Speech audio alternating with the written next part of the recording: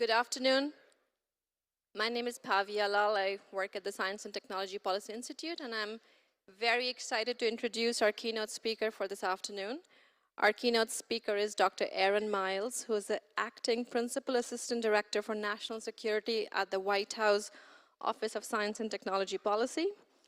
And Dr. Miles, prior to being at OSTP, he served as a Senior Policy Advisor on Nuclear Deterrence in the Office of the Secretary of Defense. Dr. Miles holds a PhD in Physics from the University of Maryland and a Graduate Certificate in National Security Studies from Texas A&M. He has researched and written on a range of science and security topics, including deterrence policy, nuclear weapons, fusion energy, and astrophysics. Dr. Miles, please come join us on the podium.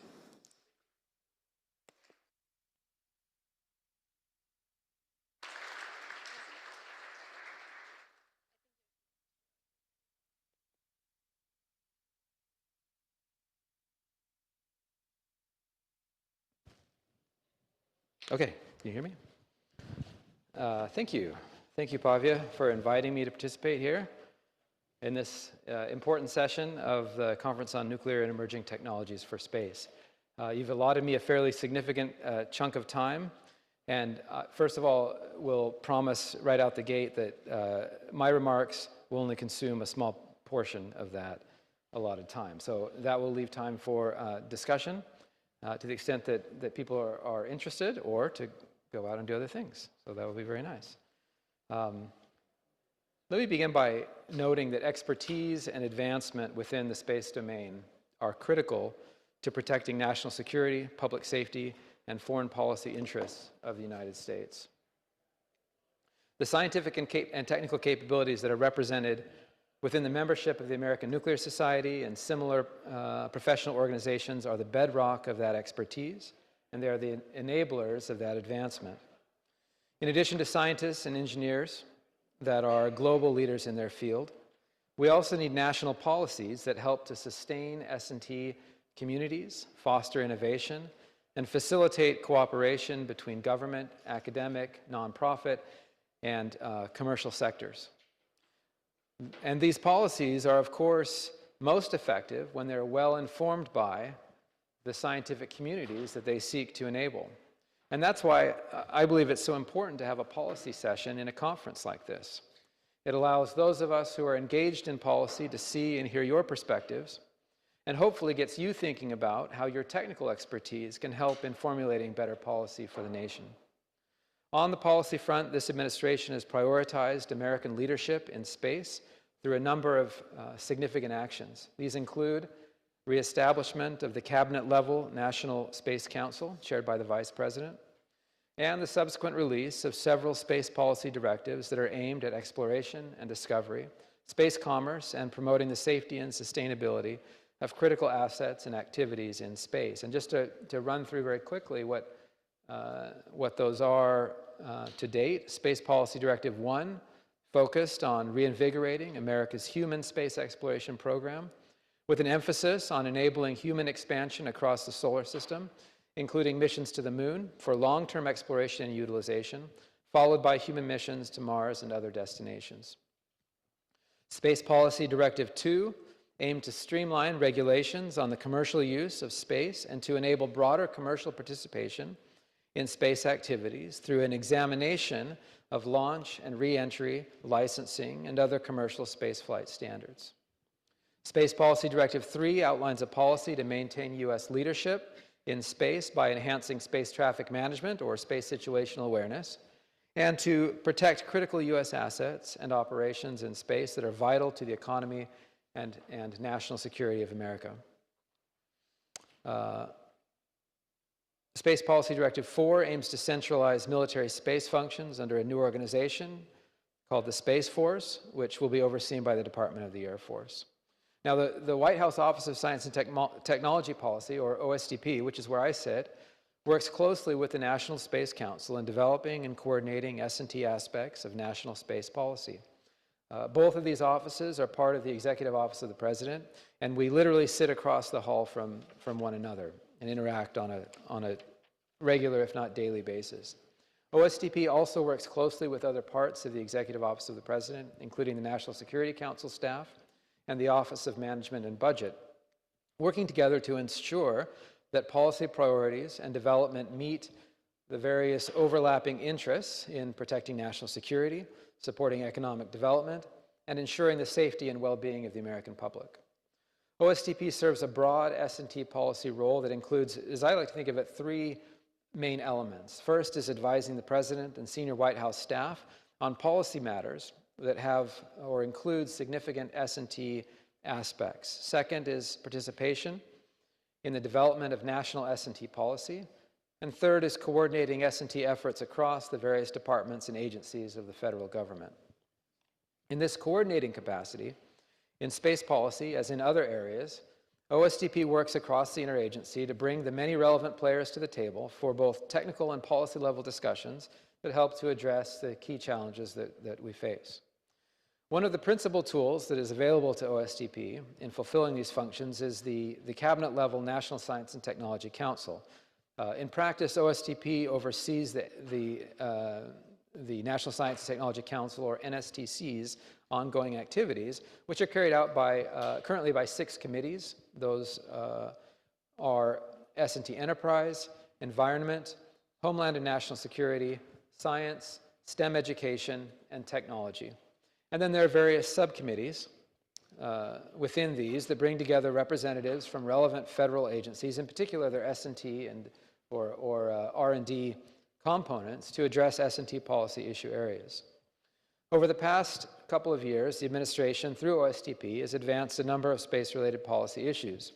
For example, last year, the National Science and Technology Council released a National Near-Earth Object Strategy and Action Plan focused on enhancing America's preparedness to meet what is a low probability but potentially high consequence hazard posed by Earth-impacting asteroids and comets. The NSTC is currently working to update the National Space Weather Strategy and Action Plan. In that case, the objective is to address effectively a hazard that can also manifest as low probability, high consequence events, namely severe geomagnetic disturbances. And it does regularly manifest as lower consequence solar activity that has real impacts in terms of limiting the lifetime of space assets, complicating the task of space traffic management, and restricting human space activities. OSTP has also been reviewing challenges and opportunities associated with space nuclear power and propulsion. And this is where I'd like to focus the remainder of my time today. And then, as I said at the outset, very much look forward to hearing your thoughts and perspectives in this important area. This audience knows better than any that space nuclear power and propulsion can contribute to national scientific and exploration objectives, including some that are laid out in the space policy directives that I referenced a minute ago, and do so in ways that are unique and cannot be replicated by any known alternative technologies. Space nuclear power and propulsion can play a vital role in a variety of applications, including the support of deep space science and exploration, long-term plans for human settlement of Mars, and in situ resource utilization on the Moon, Mars, and elsewhere. Radioisotopic thermal generators provide durable electrical power for long duration and very long duration missions. Radioisotopic heating units deliver heat in a similarly predictable, durable, and long duration manner.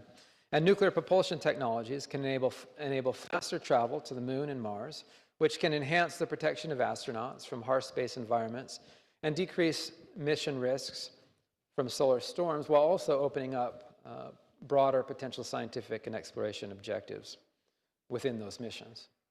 In very plain terms, if you want to go to the outer solar system and various other places like Mars, it's pretty dark, and there are simple limitations on what solar power can do for you. Furthermore, chemical fuel is heavy, chemical batteries are heavy, and these factors can severely limit mission duration.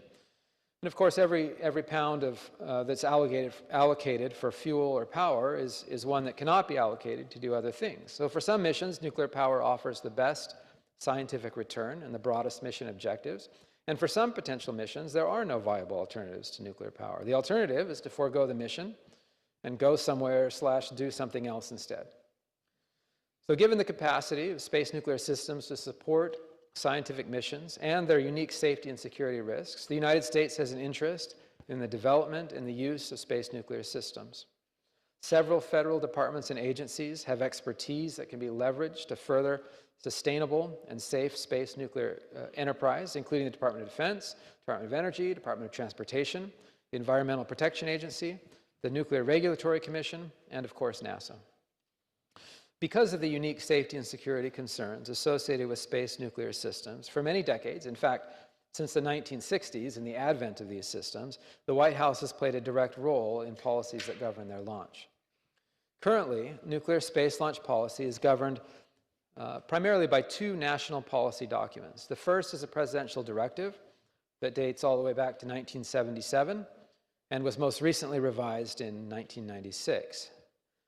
PD NSC 25, as it's often called in shorthand, is titled Scientific or Technological Experiments with Possible Large-Scale Adverse Environmental Effects and Launch of Nuclear Systems into Space. So paragraphs 1 through 8 of that document deal with everything other than space nuclear systems. And that final paragraph, paragraph 9, covers space nuclear systems. That paragraph specifies that any agency seeking to launch a space nuclear system must first seek and obtain presidential approval for the launch, which is typically provided through the director of OSDP. In addition, PD NSC 25 directs the following. One, that an environmental impact analysis or a nuclear safety evaluation report shall be performed. And two, that an ad hoc interagency nuclear safety review panel, or INSERP, as it's called, shall evaluate the risks associated with the mission and prepare a nuclear safety evaluation report. This INSERP panel includes representatives from DoD, DOE, NASA, EPA, and NRC. The second key document is the 2010 National Space Policy. That document reiterates that presidential launch approval is required for U.S. government spacecraft using space nuclear systems, and it further specifies DOE's role and responsibilities in this area. Specifically, it says that DOE conducts a nuclear safety analysis for evaluation by INSERP, and that DOE is to assist the Department of Transportation in the licensing of commercial launches of space nuclear systems. I think it's worth noting this curious little thing, which is that the presidential directive requires an environmental impact analysis or a nuclear safety evaluation report, whichever of the two is appropriate. But then the 2010 National Space Policy requires a nuclear safety evaluation, so that one is always required. And also, the National Environmental Protection Act, or NEPA, requires an environmental impact analysis, so that one is also required. So despite the or, both are always required. Now, all of these, I say all, but to be specific, all of these requirements, including the safety analysis, the interagency review, and presidential approval, apply for any space nuclear system using an amount of nuclear material that exceeds a specified and isotope-specific threshold quantity. These quantities are set by a 1990 version of a document on safe transport of radioactive materials.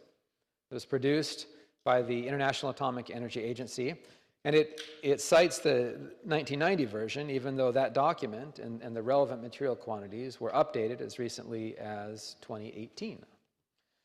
For plutonium-238, which I'm sure you're aware is the go-to material typically for both radioisotopic thermal generators and heating units, that threshold is a little less than 1/3 of 1 gram. So a little less than 1/3 of 1 gram requires that entire process up to and including presidential launch approval. All of these provisions also apply to any fission system, regardless of the fuel type and the enrichment level, the material configuration at launch, and the operational mission plan, including whether or not the fission system would first operate anywhere near the Earth. The launch approval process, and I think there will be discussion of this in more detail later this afternoon, but it is long, taking many years. It is expensive, costing tens of millions of dollars for every mission, regardless of how similar that mission is to the one that came before it. Now, as the launch approval authority on behalf of the President, OSDP has a strong interest in ensuring that a rigorous and risk-informed safety assessment and review process is followed for every launch of a space nuclear system. Consistent with national space policy objectives, that process should protect safety and security, and it should strive to do so while avoiding unnecessary redundancy and wasted time and cost. To the extent it can be done consistent with safety and security requirements, that process could be part of broader efforts to enable commercial participation in space activities. So to that end, it's worth considering whether and how the launch approval process for space nuclear systems might be strengthened and improved. Input from the space nuclear community should be an important part of these considerations. And that general point that I made earlier about policies being most effective when they're informed by the scientific communities they seek to enable applies here in particular as well. Launch approval policies will be most effective when they are developed with a good understanding of academic and private sector needs, and when they incorporate feedback from policy and technical experts across the federal agencies. This NETS conference is one of the great opportunities for me, certainly, to communicate directly with members across the space nuclear community, and I'm very interested, just to reiterate, in your thoughts on the launch approval process or other input you have on policy needs for space nuclear activities. As I begin to wrap up my remarks, let me just offer a number of specific questions that I hope will figure into discussions both now and during the balance of this session. First, how can we best ensure that launch approval requirements are commensurate with the relative risks of different space nuclear systems and missions? What are the best ways to recognize in a risk-informed way the differences between fission systems on the one hand and radioisotopic thermal generators and heating units on the other? What kind of safety guidelines are most appropriate to space nuclear systems? How might we ensure that safety guidelines are technology neutral and applicable to potential innovative designs and approaches? Are there opportunities to make the launch approval process more accessible and clear to private industry, and to better enable private industry to contribute creative approaches to developing the space economy? And finally, but not finally, because I'm sure that you could continue this list, and I hope that you will, but how can we best ensure progress on the development of relevant space nuclear options within government and within the private sector? Your perspectives on these and other aspects of space policy are important, and I look forward to the discussion. So thank you again for the opportunity to be here and to participate together with you, and above all for the contribution that you make to maintaining and advancing American leadership in space. Thank you.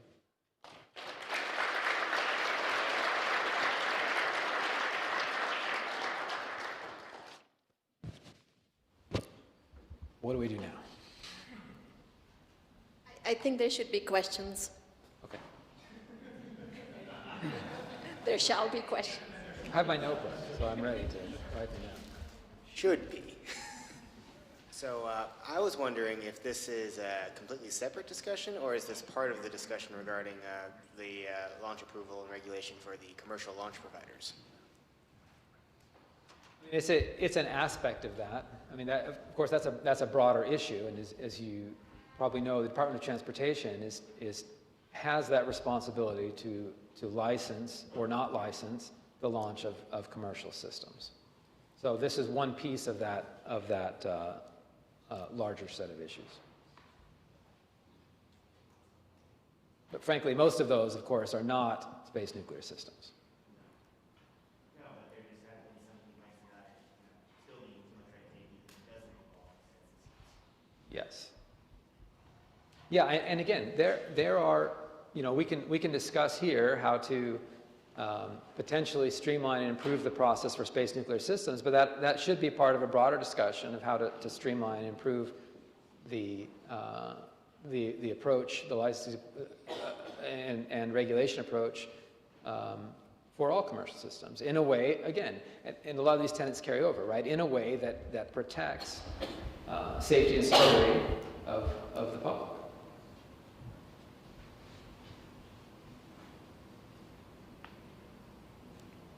Other questions?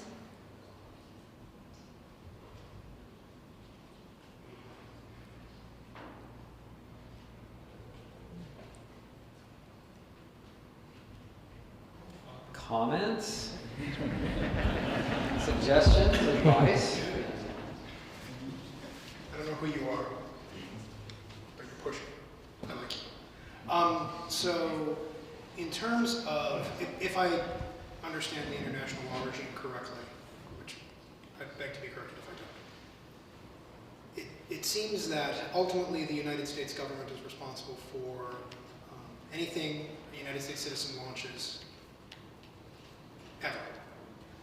Do you see, how does nuclear change, if at all, particularly how does nuclear fission systems change, if at all, the national will to ensure those systems, basically, which is what the government does whenever we launch anything effective?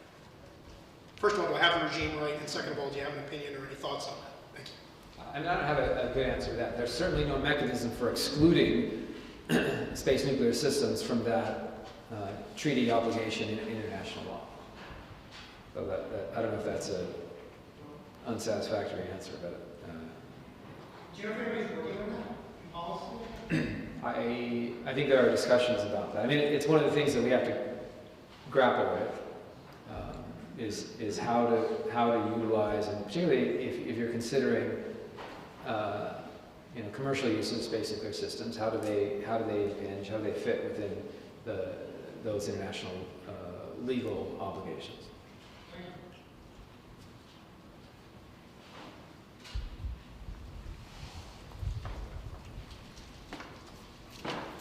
Now that we have Space Command coming into being, do you expect to see more development in space, kind of a bigger mission on space and more implementation? So let me make sure I understand the question. Well, we have a new agency that's being born. Is A that department. correct? New department. Yeah. And so do you see that as offering up more opportunities for space? Do you see that like space missions will have greater importance, and maybe there'll even be an architecture for space? It is a recognition that it is a critical domain that's becoming more critical, to just use all the superlatives. So that ought to translate into greater opportunities and attention looking at how we can maintain, and again, that's just the military side of this, but how we can maintain leadership in the space domain. It seems that any time there's a great deal of attention to things on the defense side, that also comes with opportunities in other sectors, and this is probably no exception to that.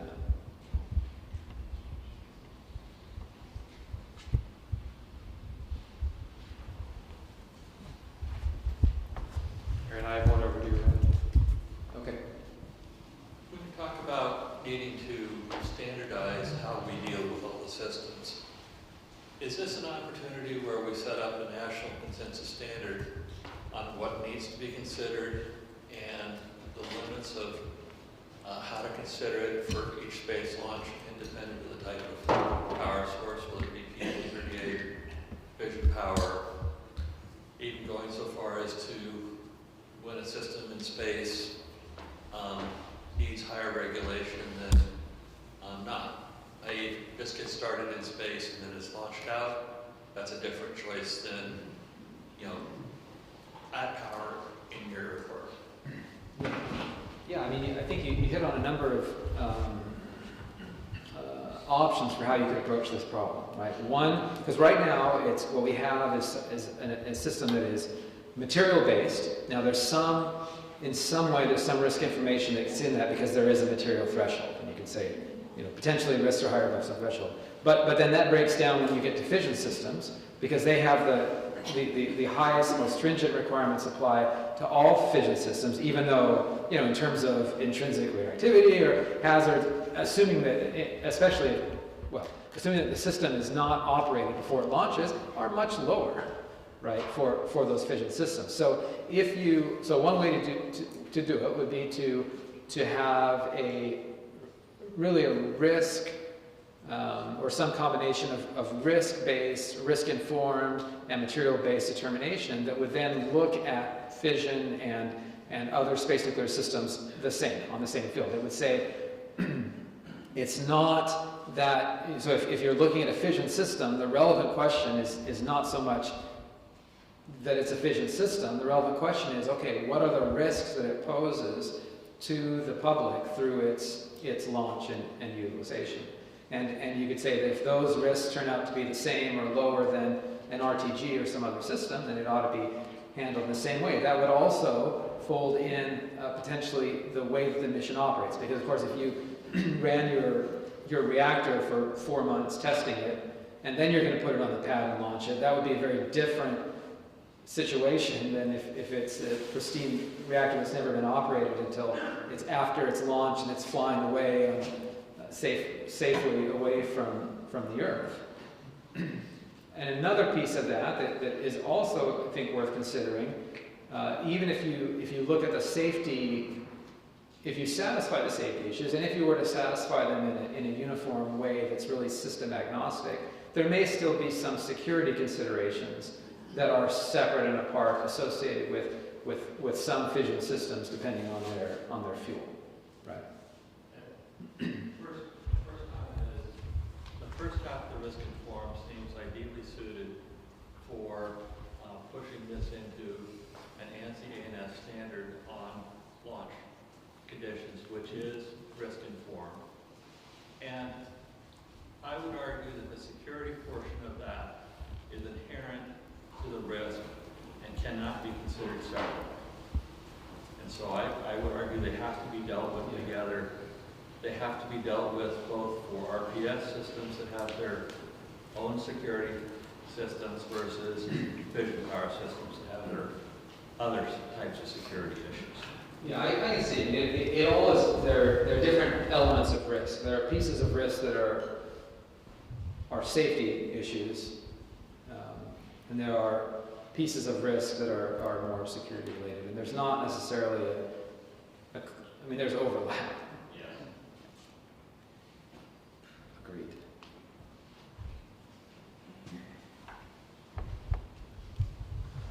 My question is actually a continuation of the previous question. That's how you foresee the simplification and unification of the regulations, because regulations can either kill the future economics or advertise that. And for example, now a lot of effort now spent for the suborbital flights. For what, sorry? Suborbital, like Virgin Galaxy, Yeah. maybe like airplane type things. And second is if you will do like regulations heavy and expensive, the commercial vendors will probably just choose different countries for the launching for launching the spacecrafts. And if you will do like too light, it's going to be like safe. It's going to be more risky from the safety perspective. So, do you see any ways to standardize and unify the rules and make like split the regulations between the for the two phases? Like one is the spacecraft design-wise by the type of the standards specified for the that type of the spacecraft. Second is when you are doing actual launch. When you, for example, if you will come up with a spacecraft which is consistent with the design requirements, then it's going to be like green light to go to launch. Thanks. Yeah, that's a great point. I mean, the way this is, and it's not spelled out, at least in high-level policy documents, in detail how this is supposed to happen. But in practice, what happens now, as far as I understand, is that all this safety analysis, again, I made this point, it's first of all, it's mission specific. That INSERP, that Interagency Nuclear Safety Review Panel, is created around a mission. It stands up for that mission. When the mission's over, it goes away. And those, in practice, that safety analysis that takes place is pretty limited in the extent to which it leverages past experiences, past launches, and so on. If you chances are, if you did a mission 1 year and then 3 years later you do the exact same mission, that process on its own is going to go and redo all of that analysis, all of the cost again. So one way, there's a general thought, which is you might want to look for opportunities in general, to leverage past experiences. One way that you can do that, I think this gets at maybe at the point that you're raising, is when you develop the system, you could, in principle, you could develop a safety basis for that system. You could define, do analysis once for the system and say, okay, if we're within this envelope of conditions, we have demonstrated that this system is safe. So now when a mission wants to incorporate that system into their design, what they have to show is that their spacecraft, the mission, the launch, keeps that system within its defined set of safety envelope. Once you've done that, then you check, the work is done. You don't have to go inside that circle and drill down, repeating all of the analysis which was already done to demonstrate safety. You just have to show that your mission is consistent with that. So I think that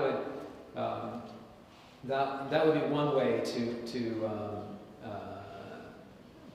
cut down on the time and expense in a way that does not sacrifice the safety, because it's already been demonstrated within that. So that was essentially the question I was going to ask, but kind of a little different. I mean, what are your thoughts on, you have something of a standing license for the reactor for launch safety. So you have a reactor developer, they created this reactor, it's good for 10 years, that if it goes on any spacecraft bus, it's secure for launch. And then you're essentially just approving the mission design itself and getting that certified. Yeah, I think, and that is a good connection. So again, one of the challenges with the existing system is that it's the ad hoc, mission-centric nature of this panel. So I think what you're saying, I think is just right. If you instead had some kind of standing board, then it would always be there, it would always be available. And when someone develops a system that's anticipated will be used in missions down the road, they could do the analysis. That analysis could be reviewed by this body, which could, ideally would still leverage, you'd still want to be able to leverage the capabilities across the interagency in much the same way that the current approach does. But then they would be reviewing and kind of signing off to some extent on that system. And then we're right back in this world that we were just talking about, where now the mission planner that wants to use that system just has to go and show that they're consistent with that envelope. And that may still go to that body, right? It would still go to that body, but they would then recognize that they only have to work, just like the safety analysis people, only have to work/review back to the boundaries of that circle, because the safety has already been both established and reviewed within that envelope. And so yeah, that kind of approach should again, leverage past experience in a responsible and efficient way. Aaron, Yes, sir. LSTP finds itself in a regulatory mode in this, as the regulator, right? Well, so I wouldn't characterize OSTP as a regulator. I mean, we can play a role in developing policy for the federal government, working together, not independently, but as part of that policy development process together with departments and agencies. But the regulation in law, the regulatory authority for commercial sector resides certainly not with OSTP. Yeah, that was where I was going with the question. How do we as a country then maintain the technical competence of people, basically, and understanding to make sure that these launches can be approved on a timely, safe, and all the secure fashion that's necessary? I think I'll break that into two questions, really. One is, how can we maintain the expertise to do that? I think we could do it by, expertise resides in various places that can be pulled together. There's another, and maybe this is what you had in mind, but the other question is, how can we maintain that expertise in a way that it can actually be applied in an efficient manner? And probably that is a strong function of the frequency with which you undertake these activities. I think currently, NASA, there's an RTG mission. It's kind of like once a decade, right? And I think we do maintain expertise to assess and review and analyze those systems, but that's kind of, that's a challenge at that cadence. And we really wanted to get efficient at it, we'd have to do it more, the frequency would have to go up, and hopefully, and these, so that question and the previous two are not independent, right? Because that time and cost, as again, I'm sure people in this room are well aware, can be a deterrent to any but really the highest, biggest budget missions. Others just can't consider nuclear systems because they break their entire mission budget. So what that means is that those missions have to either scale back, or they have to, again, they are in that category of going and doing something else. So if we can, have an approach that leverages past experience in an efficient way, that again protects safety and security while streamlining and being efficient, then hopefully that widens that door, and maybe the frequency with which these systems are utilized goes up, and we move in the direction of higher proficiency and efficiency My thought and expertise, and design, as you're designing this future process, make sure that the human resource is an important aspect of the design of that new system that's going forward. Thank you.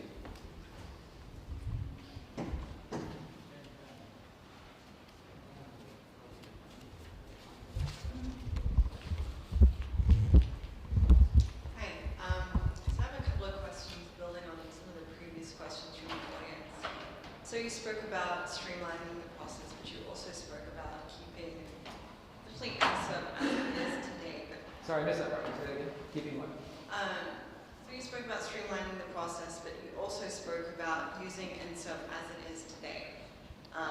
There was some talk yesterday during the policy session that we should really limit the number of agencies who are involved in that process. Is that something that you agree with, or do you see any issues with moving in that direction? Well, so I guess 2 points on that. One is, so if you're strictly looking at limiting the agencies, you have to decide which ones. And I mean, it is true that all of those agencies that are currently involved bring expertise and particular focus areas. But so yeah, you could change in principle, change the Constitution. But I'm not sure that that's the only way to.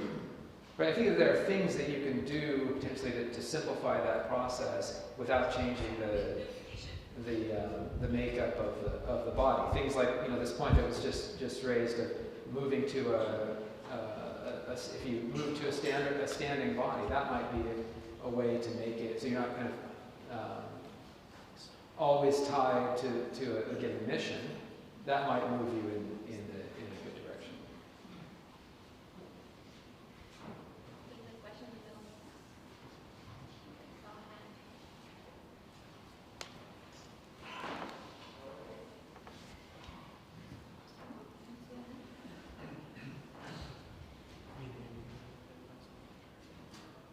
So I guess we should take this time to thank Dr. Miles. Dr. Miles will be actually chairing a panel right after this at I think 2:30, in which we can, no, not 2:30. Sometime this afternoon. I thought it was 2:30. Wes will tell me. It's going to be at 4:10. 4:10, sorry, 4:10. We will continue the discussion, and in fact, if you do want to continue discussing some of the questions that Andrew mentioned and Vanessa, the policy session will go into how we are thinking about commercial launch approval process. Susanna's telling me something. That's the one at 2:30. That's the one at 2:30. So thank you so much, Dr. Miles. Thank you very much. I really appreciate it.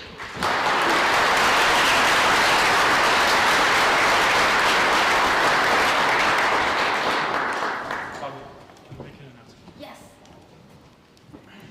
Hi, I want to make a quick announcement. So we're going to, because we had a late start today, we want to hedge our bets for tomorrow.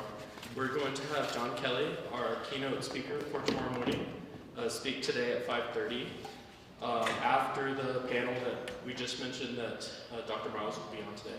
So that means we'll be live on the internet at 5:30. yes, is that it? Is that okay? That's part of the, yeah.